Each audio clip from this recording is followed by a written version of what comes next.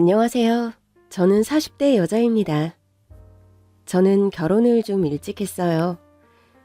남편은 제가 일하던 김치 공장 인근에서 용접공으로 일을 하던 남자였는데 가난했지만 저밖에 모르던 선량한 사람이었습니다. 남편과 제가 회사가 가깝다 보니 종종 인근 식당에서 한 번씩 마주치곤 했는데 선량해 보이는 미소가 자꾸 눈길이 가던 사람이었어요. 그런데 어느 날 계산을 하려고 보니 식당 주인 아저씨가 그러는 거예요. 그 용접공이 내고 갔어. 아까 저쪽에서 밥 먹고 있던 그 남자요? 응. 평소엔 서너새 무리와 다니더니 그날은 어쩐 일인지 혼자 밥을 먹으러 왔더라고요. 저랑 공장 언니가 먹은 밥값을 내고 갔더니 무슨 뜻인가 싶기도 하고 혹여나 제가 아니라 언니에게 관심이 있는 걸 수도 있으니 너무 오버는 하지 말자 싶었어요. 그리고 며칠 뒤 또 같은 식당에서 그와 마주쳤습니다. 어쨌든 밥을 얻어먹은 입장이니까 감사의 인사라도 전할 겸 말을 걸었어요. 안녕하세요. 지난번에 저희 밥값을 내주셨다고. 에? 아닌데요? 아니라고요? 아닌데. 주인 아저씨가 그쪽이 내주셨다고 그랬는데. 제가 그럼 착각을 했나 보네요. 잘못 낸 거예요. 신경 쓰지 마세요. 분명 그날 혼자 밥 먹는 걸 제가 봤는데 2인분의 값을 착각해서 더 냈다는 게 이해가 가지 않더라고요. 아무튼 딱 잘라서 말한 뒤 고개를 돌려버리던 그에게 더 할 말은 없었습니다. 대신 전 그날 그 남자의 밥값을 내주고 갔습니다. 물론 그 남자와 같이 온 다른 동료의 밥값도요. 그 후 일주일이 지나도록 그 남자를 식당에서 볼 수 없었어요. 제가 괜히 오지랖을 떨었나, 내가 밥값을 내준 게 부담스러웠나, 별 생각이 다 들더라고요. 그러던 어느 날이었습니다. 밥을 먹고 나오는데 그 남자가 눈에 안대를 한 채 식당 밖에 서 있더라고요. 깜짝 놀라서 무슨 일이냐고 말을 걸 뻔했지만 참았습니다. 그냥 가볍게 목 인사만 하고 지나가려는데 그 남자가 절 부르더라고요. 저 부르셨어요? 동료 언니는 눈치껏 먼저 가겠다고 하더니 자리를 비켜주었고 우리는 한동안 어색함에 말을 잇지 못하고 있었습니다. 결국 다시 말을 꺼낸 건 저였어요. 눈은 왜 그래요? 제 용접하다가 실수로. 많이 다친 거예요? 아니요, 흔히 있는 일이에요. 제가 아직 미숙해서 그래요. 그리고 또다시 정적이 흘렀죠. 답답해서 못 참겠더라고요. 전 왜 부르신 건데요? 그게... 그는 한참을 주저하다가 말했습니다. 그때 밥값 감사합니다. 그런데 그게 다더라고요? 그 얘기하려고 기다렸다고요? 그러니까 그게... 아무리 기다려도 그러고 말기에 그냥 공장으로 돌아가려던 그때였습니다. 저 점심시간이 다 끝나가서 가봐야 할 것 같아요. 밥값 실수로 낸 거 아니에요. 네? 그때 밥 갚는 거 일부러 낸 거예요. 그때 같이 일하는 형이 옆에 있어서 저도 모르게 아니라고 잡아댔어요. 그의 말을 끝으로 우리는 또 한동안 말이 없었습니다. 그러나 그 순간 우리 사이로 살랑 불어오던 바람이 어쩐지 간지럽더라고요. 그날 이후 우리는 종종 만나 점심도 먹고 일이 끝나는 시간에 맞춰 영화도 봤습니다. 그러다 진실을 알게 되었죠. 실은 첫눈에 반했었어. 그래서 자꾸 그 식당에 가서 밥 먹고 그랬는데 말을 못 걸겠더라고.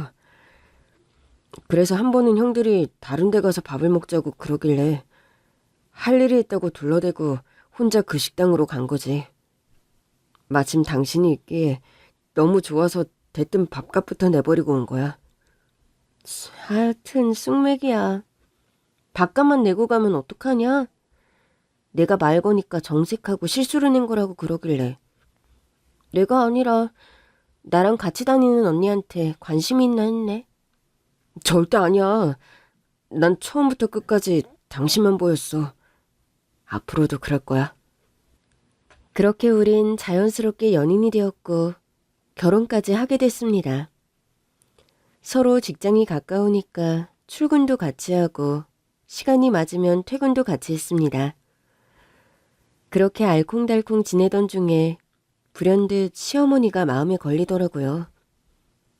여보, 어머니 나이도 많으신데 우리가 모셔야 하지 않을까? 당신 힘들지 않겠어? 힘들긴 무슨. 그리고 아이 낳으면 어머니 도움도 종종 필요할 거야. 그때 가서 합치느니 지금부터 합쳐서 같이 사는 것도 괜찮을 것 같아. 나야 그래주면 고맙지. 사실 어머니가 늘 걱정이었거든. 그렇게 우리는 합가를 해 시댁으로 들어갔어요. 시어머니도 남편처럼 워낙 선량한 분이었어요. 어머니, 저녁 다 차려놓으신 거예요? 제가 해야죠. 종일 일하고 와서 무슨 저녁을 차려. 내가 아무리 늙었어도 부모다. 니들 밥 차려주는 게 뭐 힘든 일이라고. 퇴근하고 서둘러 집에 돌아와도 늘 저녁을 다 차려놓으시는 건 기본이었고 주말에 같이 나가서 외식이라도 하자고 하면 한사코 거절하시며 둘이 나가서 재밌게 놀고 오라고 하셨습니다. 어머니, 그러시지 말고 같이 나가서 맛있는 거 먹어요. 나 신경 쓰지 말고 하고 싶은 거 다 해. 평소에도 밖에서 데이트하고 오고 싶으면 그렇게 해. 애들 태어나면 그럴 정신도 없다.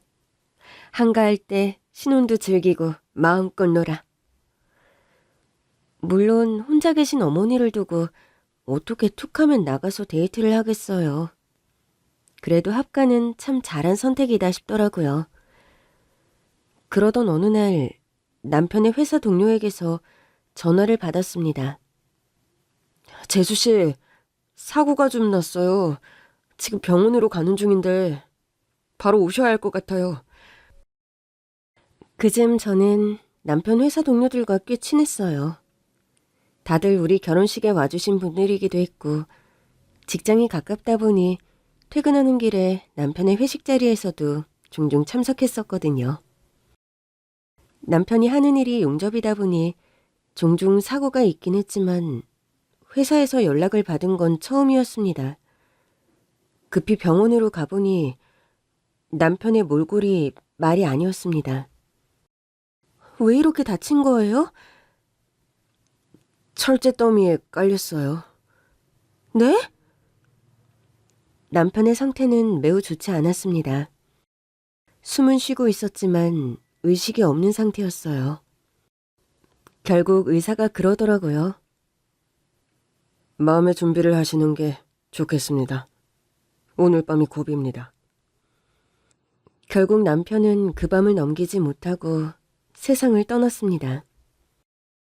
제가 슬픈 것도 슬픈 건데 이 사실을 시어머니께 어떻게 알려야 할지 모르겠더라고요. 아들 하나 보고 사신 분인데 충격이 너무 클 것 같았어요. 어머니, 놀라지 말고 들으세요. 사고가 나서... 그런데 목이 메서 더 말을 못하겠는 거예요. 알았다. 무슨 소린지 알았어. 의외로 시어머니는 차분하셨고 병원에 와서도 눈물을 참으시며 하나뿐인 아들의 마지막 길을 침착하게 배웅하셨습니다. 장례가 끝난 뒤에야 시어머니는 참았던 눈물을 쏟아내시더라고요. 아가, 너도 나 떠나서 새 출발해. 행여나 너까지 저렇게 되면 난 살 수가 없을 것 같다. 저는 그런 시어머니와 부둥켜 안고 한참을 울었습니다. 그런 말씀 마세요. 제가 평생 모실 거예요. 저는 혼자 남은 어머니를 외면할 생각이 없었어요. 가족으로 만난 사람들끼리 서로 의지하며 살아야 한다고 생각했죠.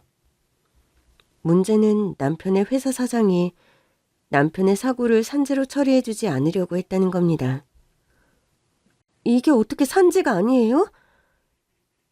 아니, 철제 더미가 거기서 쏟아질 줄 누가 알았겠습니까? 이건 우연히 일어난 사고죠. 일을 하다가 일어난 사고라서 산재인 거예요. 아니, 무슨 그렇게 심한 말을 하십니까?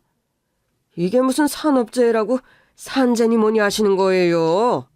그렇게 말씀하시면 우리 사업장이 무슨 재해를 불러일으킨 것 같잖아요. 정 그러시면 제가 위로금은 조금 드릴게요. 그렇지만 산재 처리는 근거가 없어서 할 수가 없습니다. 남편의 회사 사장은 저에게 미안하다는 말 한마디도 하지 않았습니다. 그러더니 남편의 통장으로 겨우 200만 원을 넣었더라고요. 그게 위로금인 모양이었습니다. 저는 그게 남편의 목숨값인 것 같아 더 서러웠습니다. 이후로도 여러 번 사장을 찾아가 따져 물었지만 나중에는 귀찮다면서 자리를 피해버리더라고요. 저는 결국 소송을 할 생각으로 남편의 직장 동료들을 찾아갔습니다. 증언 좀 해주세요.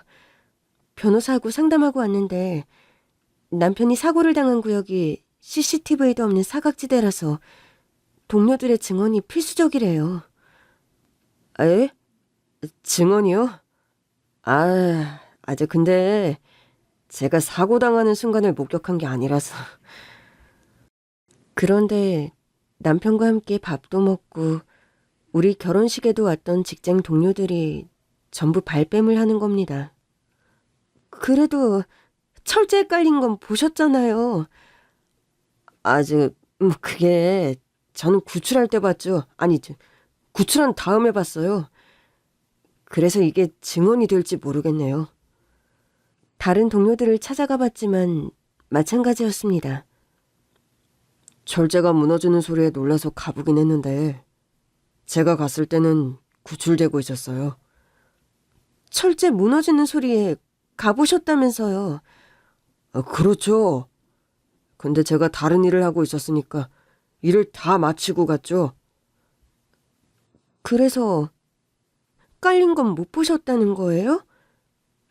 그럼 119가 올 때까지 우리 남편은 거기 계속 깔려 있었다는 거네요? 에?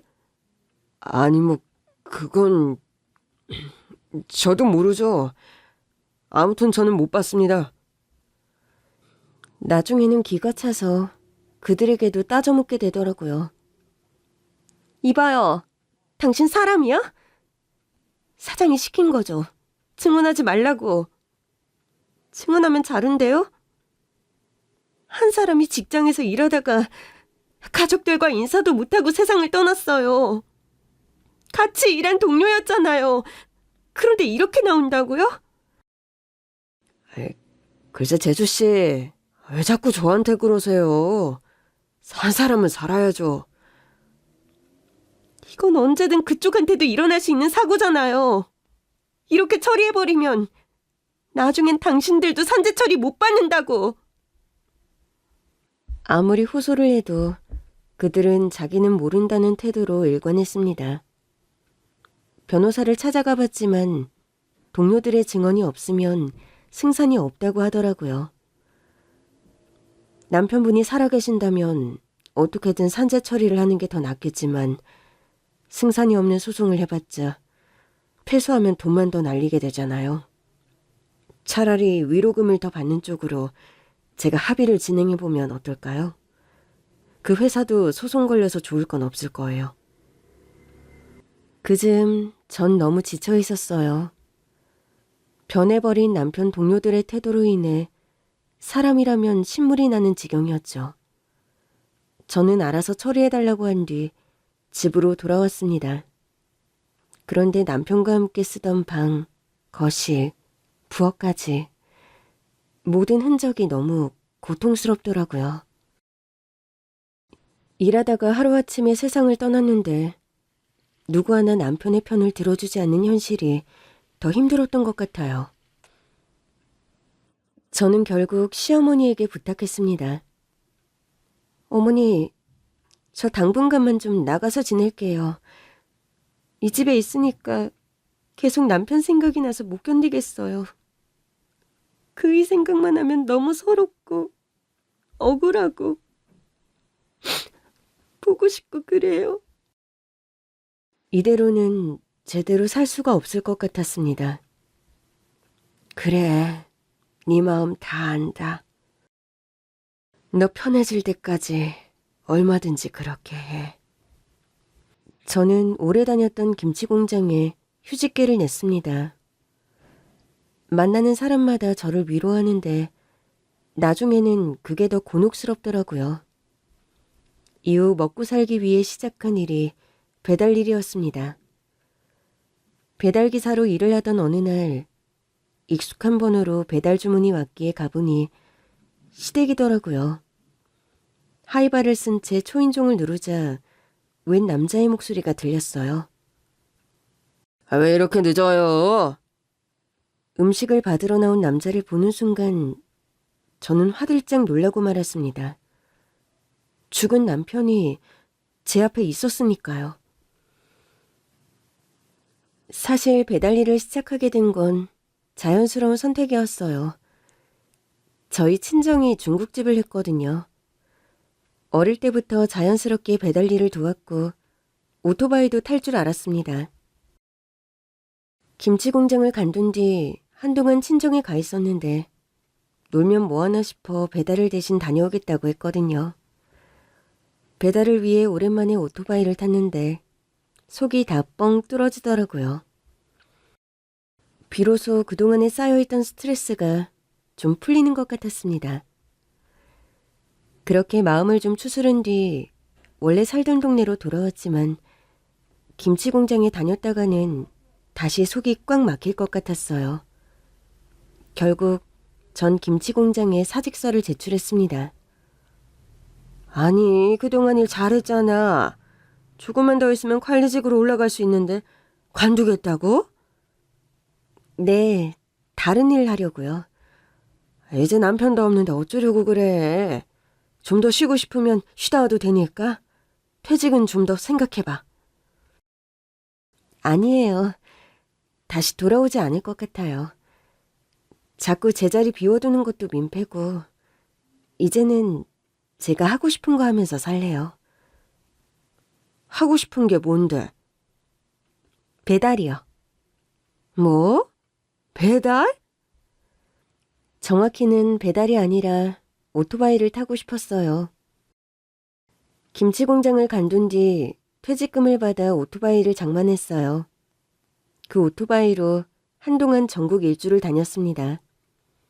넓은 세상에 나가 이 사람 저 사람 만나보니 사람 사는 게 다 똑같더라고요. 남편 잃은 사람, 가족을 잃은 사람. 이런저런 아픈 이야기를 듣다 보니 다시 살던 곳으로 돌아올 용기가 생겼습니다. 그러나 시댁으로 들어가는 건 아직 겁이 나더라고요. 이렇게 홀가분해졌는데 또다시 남편 생각에 마음이 가라앉을 것 같아 무섭더라고요. 그래도 언제까지 시어머니를 혼자 둘 수 없었기에 인근에 임시 거처를 마련하고 배달 일을 시작했죠. 그날도 배달 일을 하고 있는데 앞집 배달이 조금 늦어졌어요. 갔는데 시킨 사람이 전화도 안 받고 음식을 맡겨둘 만한 장소가 없더라고요. 그래서 다음 집으로 일단 출발부터 했는데 앞집에서 전화가 온 겁니다. 혹시 배달 오셨어요? 네, 근데 전화를 안 받으셔서 다음 집 먼저 갔다가 가야 할 것 같아요. 이미 많이 늦어서요. 아니, 우리 집이 먼저인데 다른 집 먼저 가겠다뇨. 당장 가지고 오세요. 저기 김밥 시키신 거 아니에요? 다음 집은 칼국수라 음식이 불 것 같아서요. 전화 안 받으셨으니까 조금만 양해 좀 해주세요. 아니, 내가 안 받고 싶어서 안 받았어요? 화장실에 있느라 못 받았단 말이에요. 그럼 앞에 두고 갔으면 되잖아요. 공용 현관문이 잠겨 있는데 어떻게 앞에 두고 갑니까? 그러다 분실되면 제 책임이잖아요. 글쎄, 우리 먼저 갖다 주라고요. 알겠습니다. 이런 진상 손님 보는 게 한두 번 있는 일도 아니었고 일단 앞집으로 돌아가는 게 낫겠다 싶더라고요. 그래도 그 다음 집은 배달 시간이 지났는데도 별다른 연락이 없었거든요. 일단 앞집 배달을 마친 뒤 다음 집으로 가는데 마음이 너무 초조했습니다. 메뉴가 칼국수에 만두였는데 다 불었으면 어쩌나. 이거 제대로 컴플레인을 받겠구나 싶었죠. 다음 집은 시어머니 댁과 같은 빌라여서 길을 잘 아는 곳이었어요. 빌라 정문에 도착해 구체적인 주소를 확인하던 저는 깜짝 놀라고 말았습니다. 주문한 집이 바로 시댁이더라고요. 어머니가 배달 음식을 드신다고? 지금껏 어머니가 배달 음식 드시는 걸 본 적이 없었기에 설마 시댁에서 음식을 시켰을 거라곤 생각도 하지 못했습니다. 그러고 보니 전화번호도 시어머니의 번호더라고요. 일단 음식을 들고 가서 현관 앞에 서긴 했는데 도저히 초인종을 못 누르겠는 거예요. 그래서 시어머니께 전화를 걸었는데 전화를 안 받으시더라고요. 시댁은 당장이라도 도어락을 열고 들어갈 수 있는 제 집이기도 했어요. 그러나 그 문을 여는 순간 또다시 남편과의 모든 기억이 돌아와 괴로울 것만 같았습니다. 그래도 음식이 더 식기 전에 배달을 해야 했기에 저는 하이바를 벗지 않은 채 초인종을 눌렀습니다. 아, 왜 이렇게 늦어요? 인터폰으로 저를 확인한 건지 웬 남자가 버럭 소리치며 문을 열더라고요. 좀 이상했습니다. 시댁에 남자가 있을 리가 없었으니까요. 죄송합니다. 앞집 배달이 좀... 그러나 전 제 앞에 있는 남자를 보는 순간 말문이 막히고 말았습니다. 여보? 환상을 보는 줄만 알았어요. 너무 오랜만에 집에 온 거니까. 남편이 그 문을 열어주는 것 같은 환상을 본 건가 싶었죠. 이거 꿈이야? 지금 당신 내 꿈에 나타난 거야? 네? 여보? 당신? 무슨 말씀을 하시는 건지. 아, 저 미혼이에요. 그러나 그가 남편과 똑같은 얼굴로 미혼이라고 말하자 울컥 화가 나더라고요.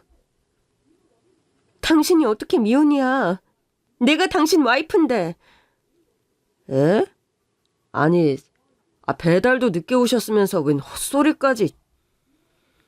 그 남자가 배달이라는 단어를 꺼내는 순간 정신이 번쩍 들었습니다. 예?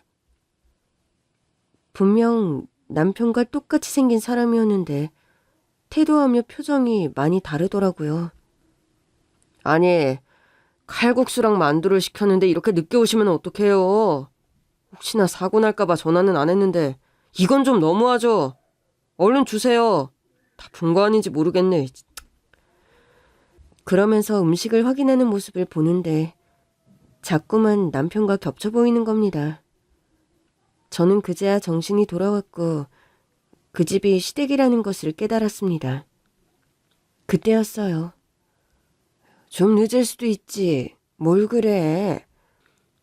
엄마 시장하시잖아요. 아유, 괜찮아. 저기 기사 양반. 괜찮으니까 조심히 가요. 그러나 그 남자가 시어머니를 엄마라고 부르는 순간 저는 더는 참을 수 없었습니다. 시어머니가 문을 닫으려는 순간 저는 문을 붙잡았어요. 아니, 기사 양반, 왜 그래요? 시어머니가 당황한 얼굴로 저를 봤습니다. 양반이 아닌가? 여자분인 것 같네? 제가 하이바를 벗자 시어머니는 화들짝 놀라셨습니다. 아가! 시어머니의 말에 남편과 똑같이 생긴 그 남자도 저를 봤어요. 다시 봐도 너무 남편과 똑같아서 저는 시어머니를 붙잡고 물었습니다. 어머니, 이게 어떻게 된 거예요? 저 사람 우리 그이 맞죠? 어떻게 된 거예요? 살아난 거예요? 근데 기억을 잃었어요? 시어머니는 난처한 듯 보였습니다. 아휴, 그게 말이다. 어머니, 얼른 말해주세요. 저 사람 그이 맞잖아요. 시어머니에게 아들은 남편 하나뿐이었습니다. 그러니 그 사람이 제 남편이 아니고서야 다른 누구라고 설명될 수 있는 상황이 아니었습니다. 얼른 들어와. 내가 다 설명하마. 마침 시댁이 마지막 배달지였습니다. 저는 일단 안으로 들어갔어요. 분명 제가 살던 집인데 남편처럼 보이는 남자가 안에 있자 선뜻 들어갈 수가 없더라고요. 참 이상한 순간이었습니다. 분명 남편이 그 집 안에 있는데 낯선 그림처럼 느껴지는 거예요. 내 아들이다. 시어머니의 말에 저는 숨이 멎는 것 같았습니다. 그런 거죠? 그이 맞는 거죠? 부엌에 있던 그 남자도 거실로 나왔습니다. 엄마, 왜 안 오시고 배달기사를 집으로 들인 거예요? 그러나 곧 그 남자도 저를 알아보더라고요. 혹시... 맞아, 네 재수 씨야. 어머니, 그게 무슨... 재수 씨라니요. 저는 이 사람 아내죠. 저는 남편이 기적적으로 살아난 거라고 생각했습니다. 다만 기억을 잃어서 저를 기억하지 못하는 거라고 믿었어요. 그러나 시어머니는 저를 다독이며 말씀하셨습니다. 많이 닮았지? 내 큰아들이야. 어머니 큰아들이라뇨. 어머니 아들은 우리 그이 하나였잖아요. 혹시 충격 때문에 뭔가 기억이 잘 안 나세요? 아니야. 나 기억 멀쩡해. 그러자 그 남자가 저에게 다가와 정중하게 인사를 하더라고요. 아까는 헬멧을 쓰고 계셔서 얼굴을 못 알아봤어요. 제 동생 결혼 사진에서 봤습니다. 처음 뵙습니다. 저는 그 녀석 형이에요. 그러면서 저에게 손을 내미는데 손이 덜덜 떨렸습니다. 여전히 남편이 저에게 손을 내미는 것만 같았거든요. 그 손을 잡는데 알겠더라고요.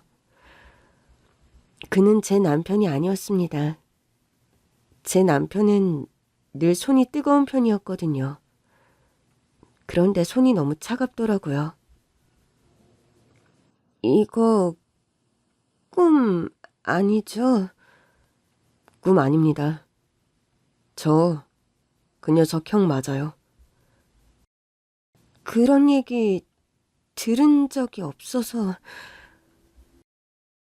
저는 시어머니를 봤습니다. 시어머니는 눈물을 흘리고 계셨어요. 나도 둘째도 말을 안 해줘서 그래. 우린 얘가 죽은 줄만 알고 있었거든. 그러니까 진짜로 우리 그이한테 형이 있었다고요? 알고 보니 그 남자는 정말 제 남편의 형이었어요. 우리 집이 워낙 가난했다 보니 큰애가 사춘기 때 방황을 많이 했어. 시어머니의 말씀에 아주버님은 민망한 듯 고개를 숙였습니다. 애가 머리가 똘똘했는데 대학에 보낼 돈이 없었거든. 그땐 나도 혼자 아들들을 키우려니 사는 게 버거울 때였어. 아이가 대학에 가고 싶다고 하는데 내가 매정하게 그랬거든. 우리 집이 너 대학 보낼 돈이 어딨냐고. 그 돈이 있으면 한 끼라도 따뜻하게 먹고 살아야지 네 생각만 하느냐고. 엄마가 하도 매정하게 그러시니까 어린 마음이 너무 서럽더라고요. 그땐 어머니의 입장을 헤아릴 수가 없었어요. 실은 어머니 말씀대로 제가 이기적이었던 거죠. 동생은 못 먹어서 얼굴에 버짐이 피어있는데 나는 내 욕심껏 살고 싶었으니까요. 그게 어떻게 욕심이야. 그 나이에 갖는 당연한 포부지. 실은 내가 그걸 못 해주니까 속이 상해서 더 뭐라고 했던 거야. 해주고 싶어도 해주겠다는 말을 도저히 할 수 없었거든.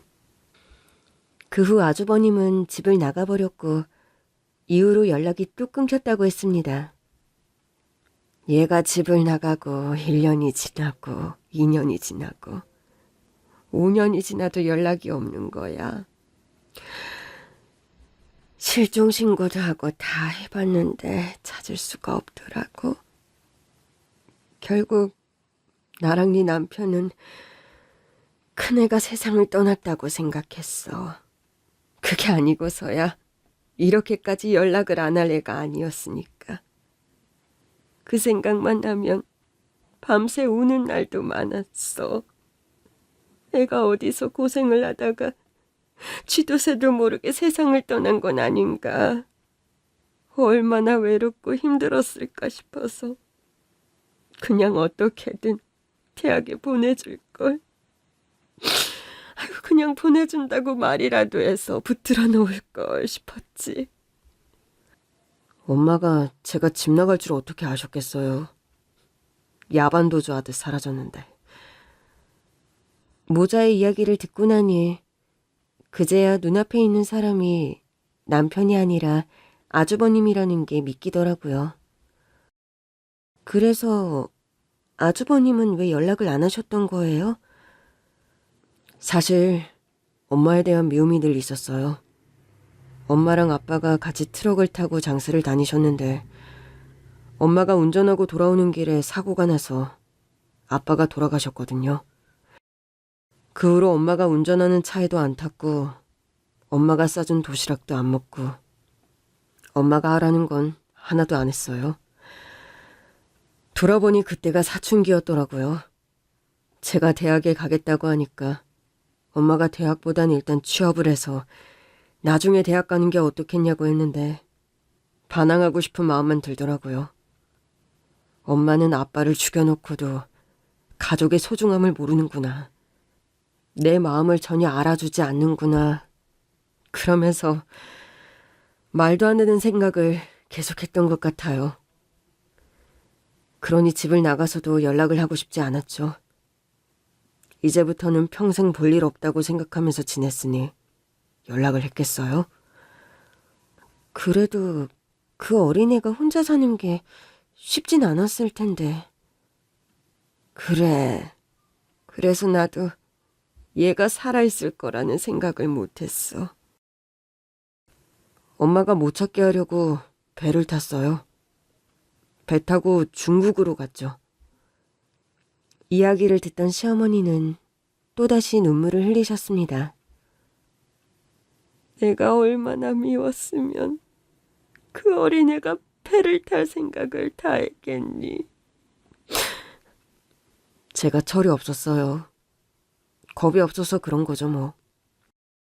그렇게 갔다가 쥐도 새도 모르게 사라졌어도 아무도 몰랐을 거예요. 그땐 그런 생각을 전혀 못했어요.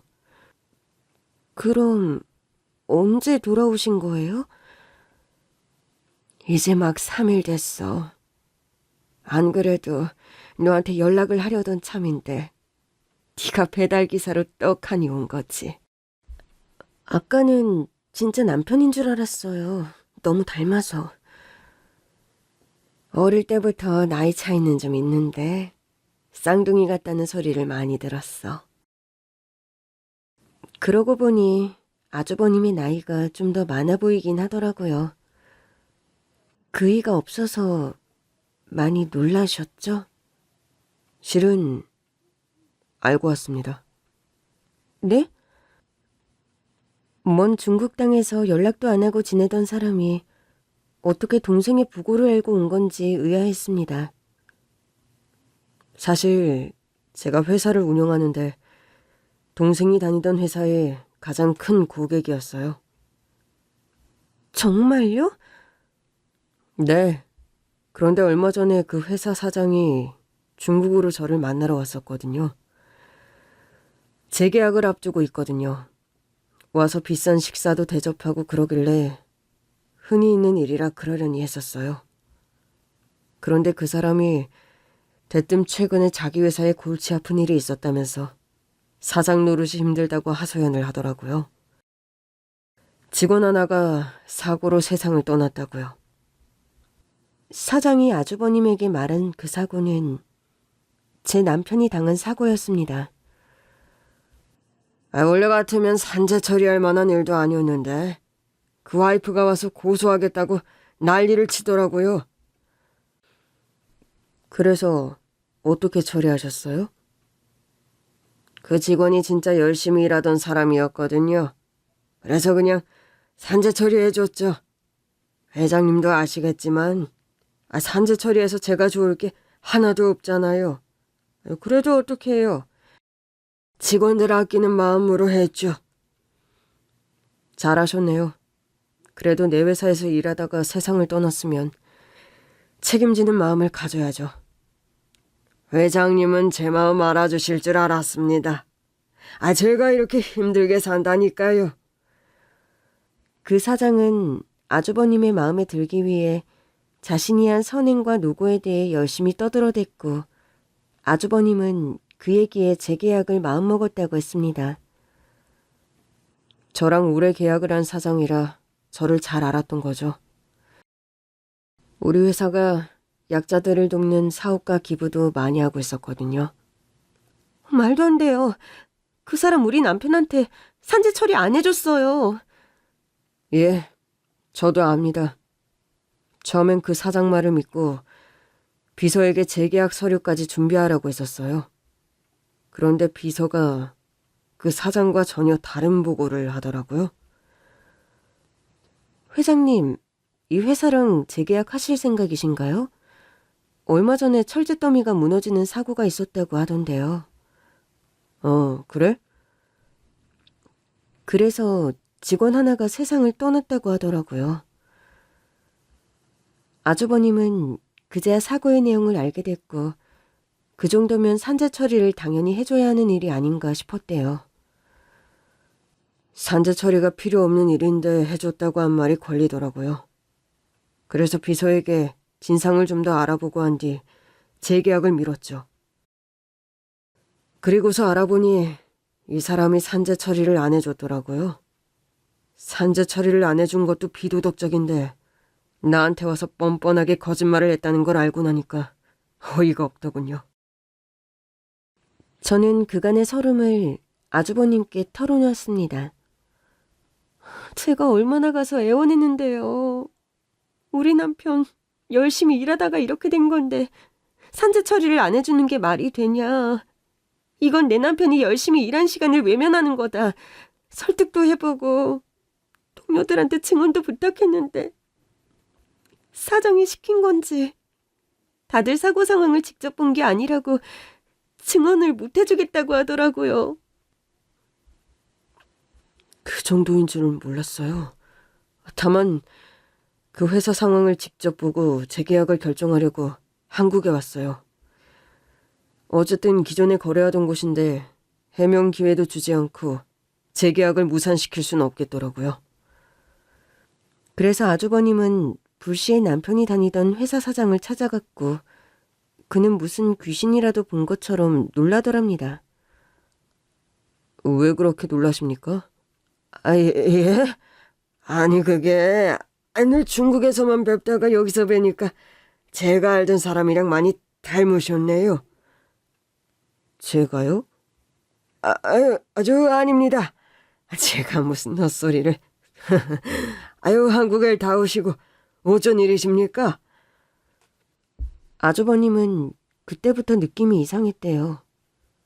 그 사장이 너무 당황하는 것도 그렇고 자신과 그렇게 닮은 사람이라면 동생밖에 없을 테니까요. 사실 처음 그 회사에 계약 기회를 준 건 그 회사가 제 고향 동네에 있어서였어요. 그런데 그 사장이 절 보고 누굴 닮았다고 했다가 말을 황급히 얼버무리니까 이상할 수밖에요. 아주버님은 그 사장에게 단도직입적으로 물었다고 해요. 사고로 세상을 떠났다는 직원 인사기록 좀 볼 수 있습니까? 산재 기록까지 전부 다요. 예? 아니지, 그 직원 기록을 왜... 이게 개인정보라서요.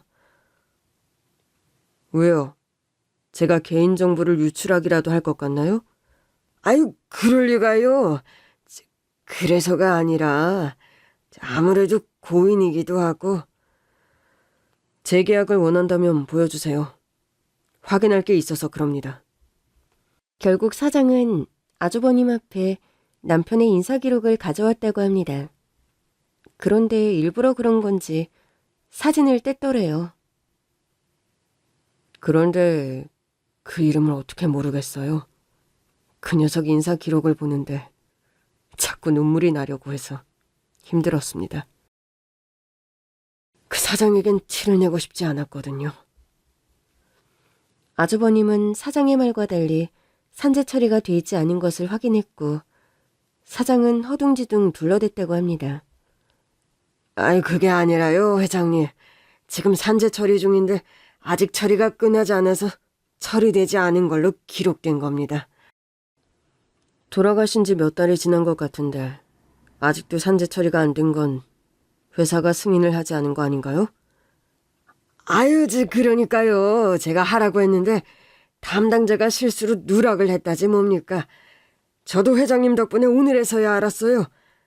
제가 서둘러 처리를 하라고 하려고요. 그럼 지금 하시죠. 제가 보는 앞에서.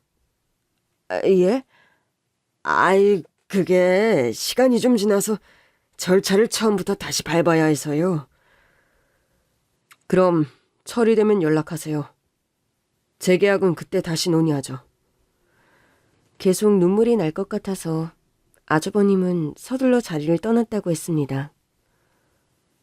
그 인간 애초부터 할 생각 없었어요. 저도 압니다. 그런데도 재계약 기회를 주시는 거예요? 아니요. 이미 늦었죠. 네? 아주버님은 저를 보며 의미심장한 미소를 지어 보였습니다. 재수씨, 제가 그 녀석을 다시 살릴 순 없어도 재수씨 힘들었던 건 다 풀어드릴게요. 저는 그때까지만 해도 아주버님이 중국에 있는 회사의 주인이라는 것 정도는 인지했지만 그 회사가 얼마나 큰지는 체감하지 못하고 있었어요. 그냥 제 맘을 알아주시는 것만으로도 고마웠고 적어도 그 회사랑 재계약은 안 하시겠구나 싶어 속이 좀 풀리는 것 같았습니다. 어쨌든 그 일로 그 회사도 큰 고객을 놓쳤으니 손해가 클 거 아니에요. 돈 때문에 산재 처리도 안 해주더니 결국 돈으로 손해를 보는구나 싶었죠. 그날 이후 저는 시댁으로 돌아왔습니다. 아주버님도 당분간은 시댁에서 지낸다고 했지만 일어나 보면 늘 집에 계시질 않더라고요. 사실 저는 아직 궁금한 게 많았어요. 어머니도 꽤 놀라셨겠어요. 갑자기 아주버님이 돌아오셔서 몰라다 마다 눈앞에 다시는 못 볼 줄 알았던 큰애가 나타났는데 그 사장놈이 보여준 인사기록에서 보니까 집 주소가 그대로더래.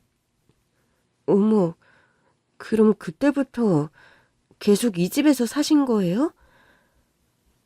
애가 살아있을 리 없다고 생각하면서도 이사는 못 가겠더라고. 애가 언제라도 찾아올 것만 같아서. 그 덕에 다시 만나신 거네요. 근데 어머니는 안 헷갈리셨어요? 전 처음 봤을 땐 진짜 우리 그이인 줄 알았어요. 그래도 내가 엄마잖니. 보는 순간 알겠더라고. 시어머니는 아주버님을 끌어안고 한참을 우셨다고 했습니다. 그래도 하늘이 나를 버리지든 않는구나 싶더라고. 둘째를 보낸 아픔이야 평생 가겠지만 첫째라도 돌아온 게 얼마냐 싶었어. 나는 걔가 동생 간 건 모르고 온 줄 알았는데 이미 알고 있어서 더 놀랐지 뭐. 오랜만에 배달을 쉬며 시어머니와 그간의 이야기를 나누던 그때였습니다. 모르는 번호로 전화가 오기 시작했어요. 받을까 말까 고민하다가 받았는데 남편이 다니던 회사 사장이더라고요. 제가 만나 뵙고 좀 드릴 말씀이 있는데 회사로 좀 와주시겠습니까? 전 할 말 없는데요. 산재 문제로 연락드린 거예요. 오시는 게 이득이실 텐데요. 사장은 상당히 건방진 투였습니다. 그러니까 인심 써둘 테니까 나더러 와라 이거예요? 솔직히 말해 인심 맞죠? 그동안 그 친구가 열심히 일한 것도 있고 이제라도 처리해 드릴까 하고 있으니까 일단 와보세요. 맘 같아선 당장이라도 끊어버리고 싶었지만 가보기로 했습니다. 도대체 무슨 소리를 더 하려고 이러나 궁금하더라고요. 갔는데 사장이 다리를 꼬고 앉아서는 일어날 생각도 안 하는 거예요. 와서 앉으세요. 그러면서 턱끝으로 소파 자리를 가리키더군요. 기도 안 찼지만 일단 앉았습니다. 산재 처리해 드릴 테니까 사진 몇 장 찍어줄 수 있죠? 곧이어 여러 번 본 사장 비서가 사진기를 들고 들어오더라고요. 그럼 찍을까요? 그러나 전 비서에게 가서 사진기를 빼앗았습니다. 아니, 왜 이러세요? 사진 안 찍을 거니까요. 그러자 사장이 버럭 화를 내는 겁니다. 아니 해달라고 난리칠 땐 언제고 사진 한 장 안 찍겠다는 거예요? 가는 게 있으면 오는 것도 있어야지. 산재 안 받아요. 그럼 됐죠? 저는 그대로 사장실을 나가려고 했습니다. 그제야 사장이 달려와서 저를 붙잡더라고요. 아니 도대체 왜 이러는 거예요? 사장님이야말로 갑자기 왜 이러세요? 산재 처리할 만한 일도 아니라면서요. 남편 동료들 입단속도 제대로 해두셨던데 이제 와서 왜 이러세요? 아니 글쎄 이제라도 해드린다니까. 아유 알겠어요. 사진 찍지 맙시다. 그냥 도장만 찍고 가세요. 글쎄, 더럽고 치사해서 안 받는다고요. 아니 도장 하나만 찍으면 끝인데 왜 안 받아요? 주는 건 사장님 맘이고 안 받는 건 내 맘이에요. 아니 남편 생각을 하셔야지. 그건 남편의 노고를 인정받고 싶다면서요. 해준다니까. 사장님이 안 해줘도 우리 남편 열심히 산 거 우리 가족들이 기억하니까 됐어요. 전 이만 갑니다. 그 사장의 속을 제가 모를 리가 없잖아요. 남편 산재 처리해주고 아주버님 회사와 수월하게 재계약을 하고 싶은 거겠죠. 그 회장이 내 남편의 형인 줄도 모른 채 말이죠. 그렇게 집으로 돌아왔는데 이제는 남편 회사 동료들이 저에게 연락하기 시작했습니다. 재수씨, 산재 받으면 좋은 게 얼마나 많은데 왜 안 받으세요? 사실 제가 사장님 때문에 그동안 말을 못했어요. 이제라도 필요하시면 제가 증언할게요. 제가 이제 와서 증언 필요할 일이 어딨어요. 그래도 혹시 도움은 필요할 때 줘야 도움이죠. 아니지. 도움도 아니지. 사실 좀 말해달라고 했는데 입속 다물었던 분이 갑자기 왜 이러시는 거예요? 또 다른 동료들도 산재 처리를 받는 게 좋지 않겠냐며 자꾸 훈수를 두기에 전부 번호를 차단해버렸습니다. 그렇게 애원할 때는 한 번을 안 도와주더니 이제 또 사장이 시키니까 저한테 전화를 건 모양이었어요. 그래도 제가 듣질 않으니까 그 사장이 선물 바구니를 들고 집까지 찾아오더라고요. 아니지, 사장님. 도대체 왜 이렇게까지 하십니까? 저도 며느리도 이제 산재 처리 필요 없다니까요. 어머님, 제가 그 친구를 얼마나 아꼈는지 모르실 겁니다. 예, 전혀 모르겠어요. 아, 예? 이제와 이래봤자 달라지는 거 없으니 돌아가세요. 사실 그때 아주버님도 집에 계셨거든요. 저랑 아주버님은 숨죽인 채 그 모습을 보고 있었습니다.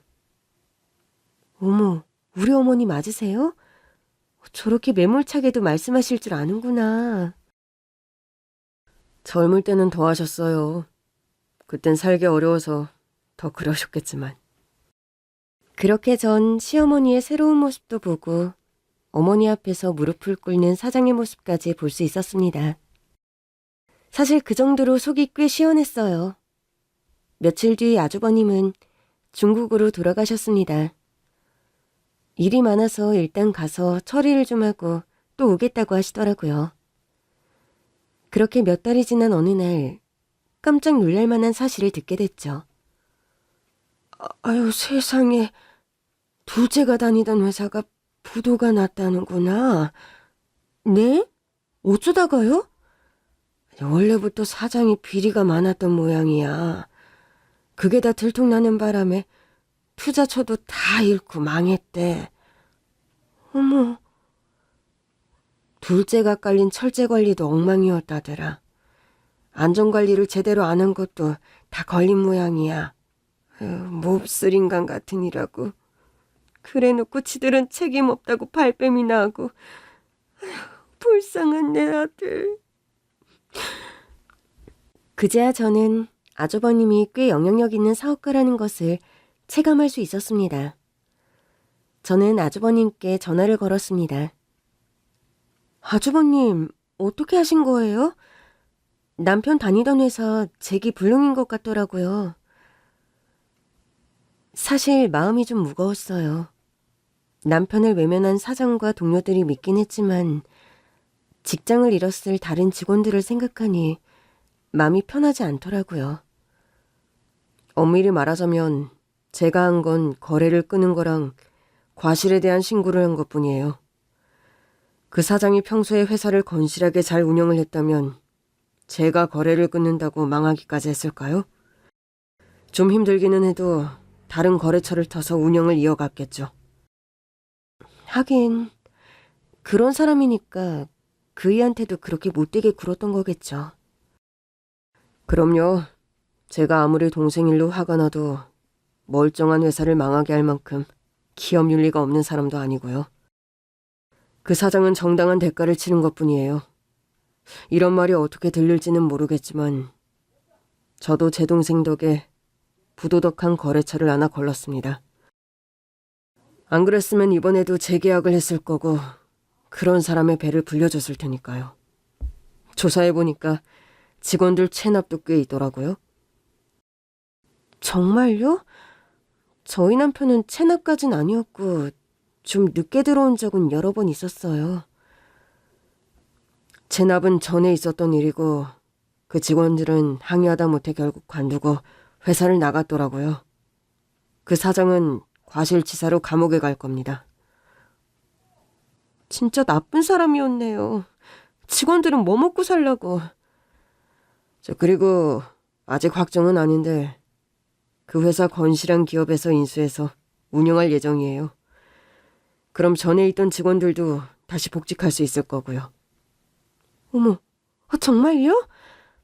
예. 제가 아는 회장님께 부탁을 드렸더니 흔쾌히 인수하시겠다고 하시더라고요. 그렇게 남편 회사의 사장은 악독한 행실에 대한 대가를 치렀고 그 회사를 완전히 떠나게 됐습니다. 그 일이 없었다면 어쩌면 아주버님은 더 오랜 시간 가족에게 돌아오지 않을 수도 있었겠죠. 사실 늘 돌아오고 싶었어요. 다만 떠나 있는 시간이 길어지니까 용기가 나질 않았죠. 동생 덕에 다시 어머니를 찾아올 용기를 낼 수 있었어요. 물론 그 녀석을 다시 못 보게 된 건 여전히 가슴 아프지만요.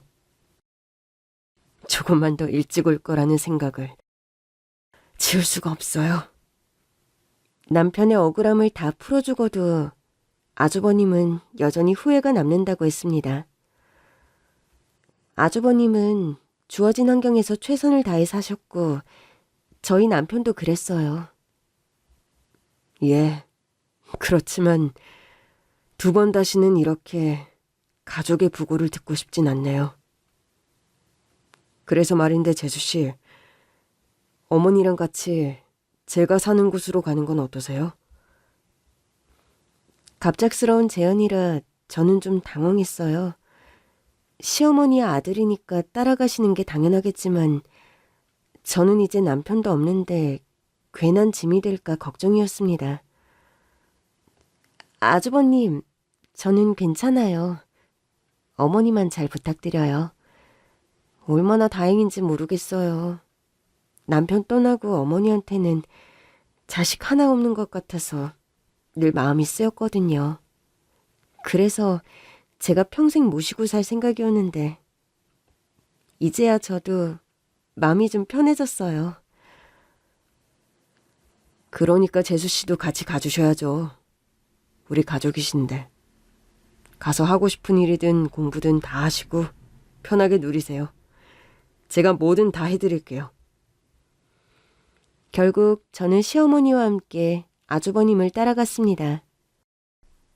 많이 고민했지만 그 즈음엔 어머니도 아주버님도 제 가족 같아서 따로 살 생각도 못 하겠더라고요. 그리고 많은 시간이 흘렀네요. 요즘도 가족끼리 종종 얘기하곤 합니다. 남편이 우리 가족을 다시 이어준 거라고요. 그래서 앞으로도 서로 의지하며 더 행복하게 살아가려고요. 함께 할 수 있는 가족이 곁에 있다는 것에 감사하면서요.